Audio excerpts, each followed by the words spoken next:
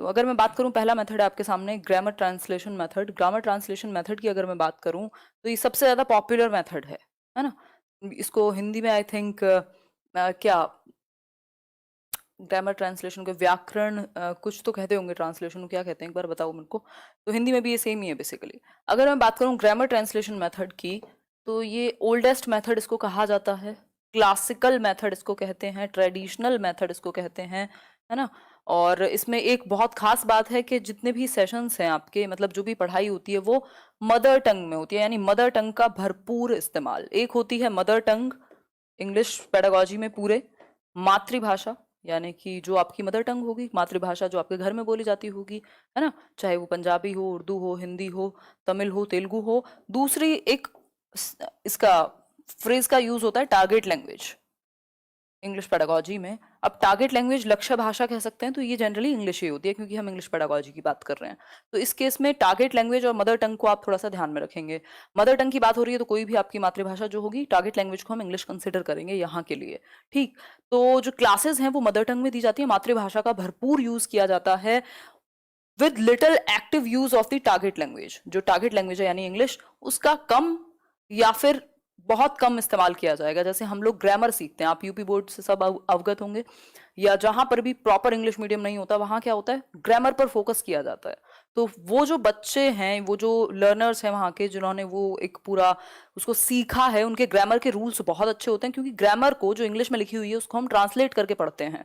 जैसे अभी भी हम पढ़ रहे हैं, ट्रांसलेशन साथ में चल रहा है। ठीक, तो यहाँ ट्रांसलेट करते हैं हम, यानी मदर टंग का बहुत ज्यादा इस्तेमाल है। जो टारगेट लैंग्वेज है इंग्लिश, उसको समझने के लिए आप उसको ट्रांसलेट कर दे रहे हैं। और यहाँ पर वोकेबलरी बहुत अच्छी हो जाएगी, ग्रामर बहुत अच्छी हो जाएगी, रीडिंग राइटिंग बहुत अच्छी हो जाएगी। लेकिन एक प्रॉब्लम है इस मेथड के साथ, आपकी जो स्पोकन लैंग्वेज है वो बर्बाद हो जाएगी। यानी कि आप कभी भी, मतलब एक सिंपल सी सिचुएशन में भी आप एनकाउंटर नहीं कर पाएंगे। अगर आपको इंग्लिश का या उस टारगेट लैंग्वेज का यूज करना पड़ जाए तो आप घबरा जाएंगे, क्योंकि स्पोकन लैंग्वेज की तो प्रैक्टिस हुई ही नहीं। जो स्पीकिंग स्किल है उस पर ये फोकस ही नहीं करती, है ना, सिर्फ मदर टंग पर फोकस है। तो बात वही है कि आप पढ़ना सीख जाएंगे, लिटरेचर अच्छा सीख जाएंगे, उस भाषा का रूल सीख जाएंगे, लेकिन बोलने में प्रॉब्लम होगी। ठीक, तो ये एक बेसिक सी बात हुई। Beginning with the key skills of reading and grammar. Reading और ग्रामर की जो स्किल्स हैं उन पर यहाँ फोकस किया जाता है। तो डिडक्टिव तरीके से ग्रामर को सिखाया जाता है, पहले रूल्स के थ्रू और प्रॉपर वैसे। ठीक है, बात आगे बढ़े। ये एक छोटी सी बात हुई यहाँ तक। इसकी लिमिटेशंस हालांकि मैं बता चुकी हूँ, बट ये पीडीएफ इंग्लिश वाली स्पेशली, क्योंकि इंग्लिश हमारी मदर टंग नहीं है, तो ये पीडीएफ जरूर आप रिवाइज कीजिएगा। मैंने वन लाइनर्स में बहुत सारी इंपॉर्टेंट चीजें मेंशन की हुई हैं, रिवीजन के लिए काम आएंगी। तो लिमिटेशंस मैंने बताया कि इसकी प्रॉब्लम कहाँ है इस मेथड में। तो मेजर लिमिटेशन यही है कि स्पोकन लैंग्वेज को नेग्लेक्ट कर दिया जाता है, बच्चा बोलना नहीं सीखेगा target language. Even though the learners become proficient in reading and writing, reading writing में आप पूरे पारंगत हो गए, लेकिन फिर भी यूज करने में लैंग्वेज को प्रॉब्लम आएगी। यूज मीन्स स्पोकन लैंग्वेज, बोलने में। ये एक छोटी सी बात हो गई, ये सारी बात हम कर चुके हैं। एक और चीज यहाँ पर मैंने कल डिस्कस किया था, ग्रामर में या रिटन लैंग्वेज में हम एक्यूरेसी पर फोकस करते हैं और स्पोकन लैंग्वेज में हम फ्लुएंसी पर फोकस करते हैं। तो यहाँ एक्यूरेसी पर बहुत ज्यादा फोकस किया जाता है कि लैंग्वेज का जो प्रयोग है वो एक्यूरेट हो, रूल्स वगैरह बिल्कुल एक्यूरेटली यूज किए गए हों। जो वोकैबलरी है वो बहुत ज्यादातर जो वोकैबलरी है वो आइसोलेटेड वर्ड्स की फॉर्म में, रट्टे लगवाए जा रहे हैं वोकैब के, है ना, आप वर्ड मीनिंग याद करने में लगे हुए हैं। तो वो भी एक चीज यहाँ प्रमोट होती है। ठीक है, बात आगे बढ़ेंगे। ये टेलीग्राम पर मिल जाएंगे नोट्स। नेक्स्ट है, एक क्वेश्चन है इसी से रिलेटेड, एक आध क्वेश्चन आ जाता है इससे related. Little or no attention is given to pronunciation in dash method, यानी कम या बिल्कुल ही नहीं अटेंशन दी जाती प्रोनाउंसिएशन को, यानी उच्चारण पर, कि आप इसको प्रोनाउंस कैसे करेंगे वर्ड्स को, इस बात पर कोई फोकस नहीं किया जाता। किस मेथड में? चार ऑप्शंस हैं, audio lingual, grammar translation, CLT और एसएलटी। फटाफट से आंसर कीजिए, फिर हम लोग आगे बढ़ेंगे। बताइए एक बार। ओ गॉड मैम, आजकल आप नाम नाम नहीं ले रही हैं। अरे परमानंद जी, क्या रखा है नाम में? अभी तो फोकस करो एग्जाम पर, है ना। बताइए एक बार फटाफट से।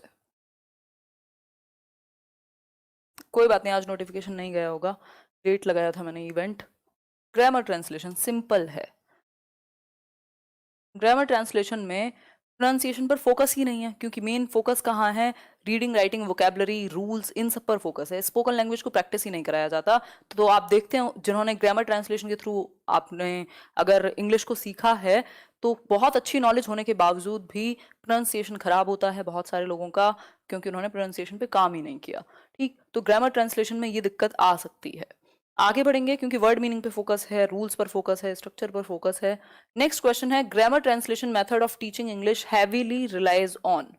वही जो आपका ग्रामर ट्रांसलेशन मेथड है वो ज्यादातर किस एक चीज पर फोकस करता है, किस पर बेस्ड है? पहला ऑप्शन आपके सामने, meaning focus teaching, form focus teaching, direct teaching as a strategy for learning, या फिर language use as the main focus. Answer कीजिए। सीएलटी होता है कम्युनिकेटिव लैंग्वेज टीचिंग, अभी डिस्कस करेंगे आगे, और एसएलटी है structural language teaching. Kedar ji क्या हुआ, बताइए एक बार। हम्म। अच्छा, फरहान कह रहे हैं बहुत ज्यादा एमबी की होती है आपकी पीडीएफ।